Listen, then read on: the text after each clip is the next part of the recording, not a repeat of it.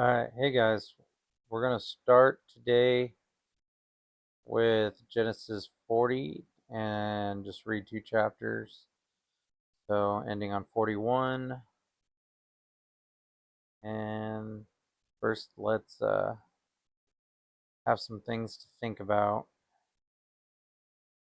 So, during these two chapters, let's think about how Joseph's 2-year wait in prison after interpreting the cupbearer's dream, only to be remembered as God's precise moment, um, highlights a profound truth about divine timing. How does the narrative challenge or affirm our understanding of God's active presence and purpose, even in periods of forgotten or delay? Joseph consistently attributes his wisdom and ability to God, both when interpreting dreams and when advising Pharaoh and how to manage the years of plenty and famine. Um, what spiritual principles does the demonstrate for believers in exercising their gifts and leadership, particularly in moments of success or public recognition? Just something to think about. All right, let's get into this. Joseph interprets two dreams. Sometime later, Pharaoh's chief cupbearer and chief baker offended their royal master. Pharaoh became angry with these two officials, and he put them in the prison where Joseph was. In the palace of the captain of the guard, they remained in prison for quite some time, and the captain of the guard assigned them to Joseph, who looked after them. While they were in prison, Pharaoh's cupbearer and baker each had a dream one night, and each dream had its own meaning. When Joseph saw them the next morning, he noticed that they both looked upset. "Why do you look so worried today?" he asked them. And they replied, "We both had a dream last night." Uh, Sorry about that. Um, we both had dreams last night, but no one can tell us what they mean. Interpreting dreams is God's business, Joseph replied. Go ahead and tell me your dreams. So the chief cupbearer told Joseph his dream first. In my dream, he said, I saw a grapevine in front of me. The vine had 3 branches that began to bud and blossom, and soon it produced clusters of ripe grapes. I was holding Pharaoh's wine cup in my hand, so I took a cluster of grapes and squeezed the juice into the cup. Then I placed the cup in Pharaoh's hand. This is what the dream means, Joseph said. The 3 branches represent 3 days. Within 3 days, Pharaoh will lift you up and restore you to your position as the chief cupbearer. And please remember me and do me a favor when things go well for you. Mention me to Pharaoh. Say he might let me out of this place.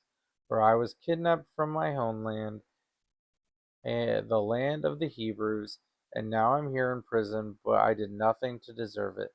When the chief baker saw that Joseph had given the first dream such a positive interpretation, he said to Joseph, I had a dream too. In my dream, there were 3 baskets of white pastries stacked on my head. The top basket contained all kinds of pastries for Pharaoh, but the birds came and ate them from the basket on my head. This is what the dream means. Oh, sorry. Whew. Joseph told him, the 3 baskets also represent 3 days. 3 days from now, Pharaoh will lift you up and impale your body on a pole. Then birds will come and peck away at your flesh. Pharaoh's birthday came 3 days later, and he prepared a banquet for all his officials and staff. He summoned his chief cupbearer and chief baker to join the other officials. He then restored the chief cupbearer to his former position so he could again hand Pharaoh his cup. But Pharaoh impaled the chief baker just as Joseph had predicted when he interpreted his dream. Pharaoh's chief cupbearer, however, forgot all about Joseph, never giving him another thought. Pharaoh's dreams. 2 full years later, Pharaoh dreamed that he was standing on the bank of the Nile River In his dream, he saw 7 fat, healthy cows come up out of the river and begin grazing in the marsh grass. Then he saw 7 more cows come up behind them from the Nile, but these were scrawny and thin. These cows stood beside the fat cows on the river bank. Then the scrawny, thin cows ate the 7 healthy, fat cows.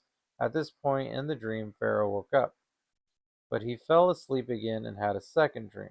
This time he saw 7 head of grain, plump and beautiful, growing on a single stalk. Then 7 more heads of grain appeared to, but these were shriveled and withered by the east wind. And these thin heads swallowed up the 7 plump, well formed heads. Then Pharaoh woke up again and realized it was a dream. The next morning, Pharaoh was very disturbed by the dreams, so he called for all the magicians and wise men in Egypt. When Pharaoh told them his dreams, not one of them could tell him what they meant. Finally, the king's chief cupbearer spoke up.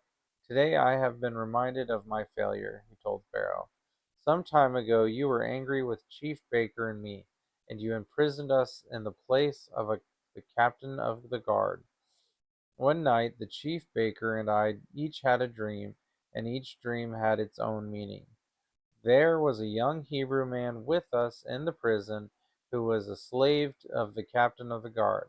He told him our dreams, and he told us what each of our dreams meant, and everything happened just as he had predicted. I was restored to my position as cupbearer, and the chief baker was executed and impaled on a pole. Pharaoh sent for Joseph at once, and he was quick brought from the prison.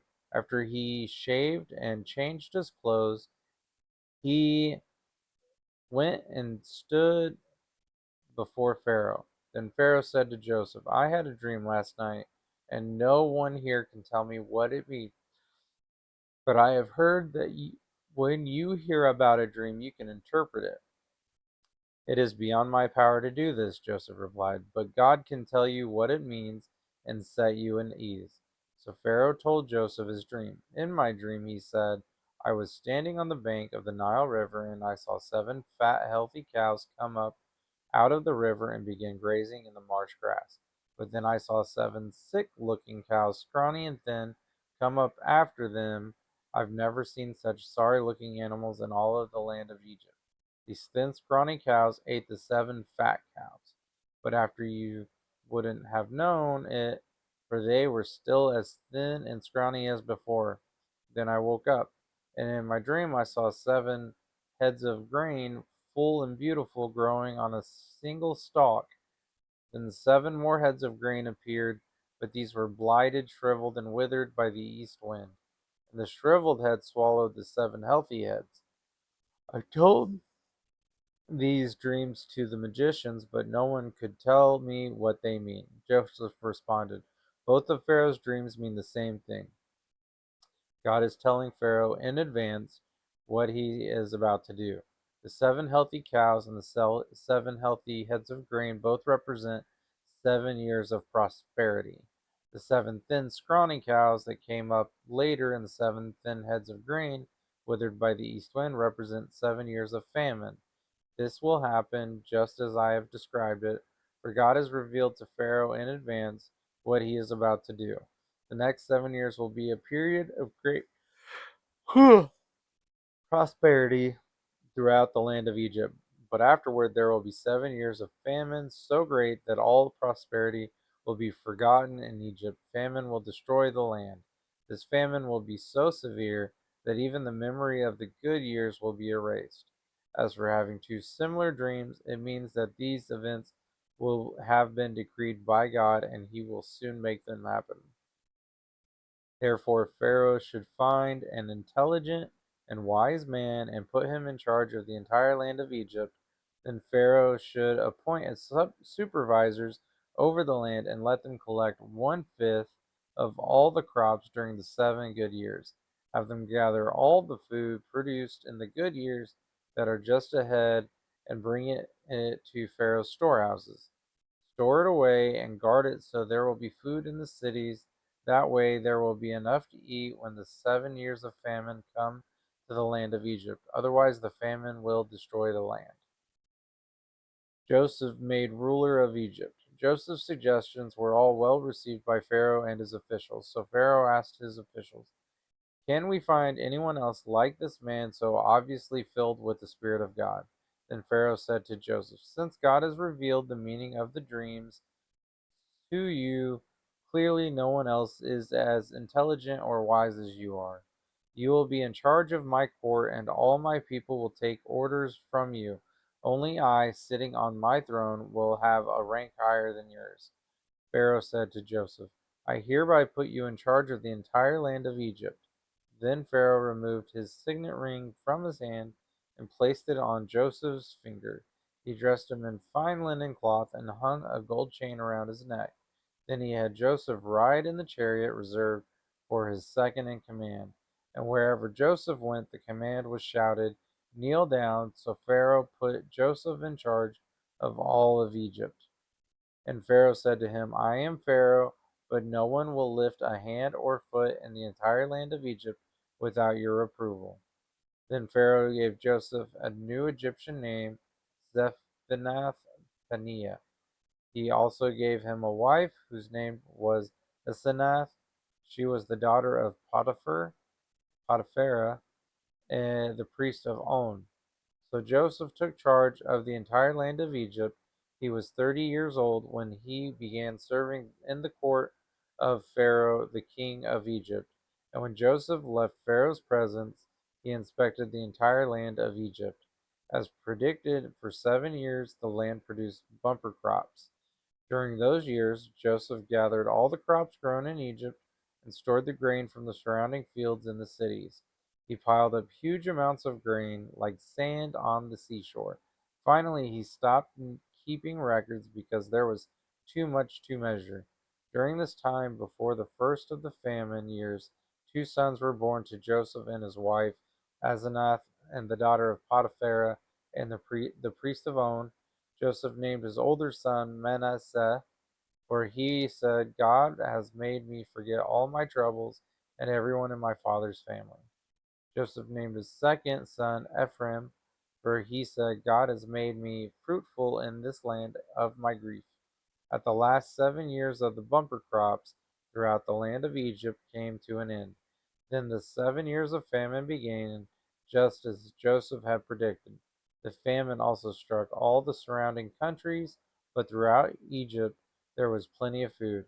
Eventually, however, the famine spread throughout the land of Egypt as well. And when the people cried out to Pharaoh for food, he told them, "Go to Joseph and do whatever he tells you." So that with severe famine everywhere, Joseph opened up the storehouses and distributed grain to the Egyptians, for the famine was severe throughout the land of Egypt. And people from all around came to Egypt to buy grain from Joseph because the famine was severe throughout the world. This is really enjoying the story of Joseph, and so is my wife. She was just telling me how she really likes it.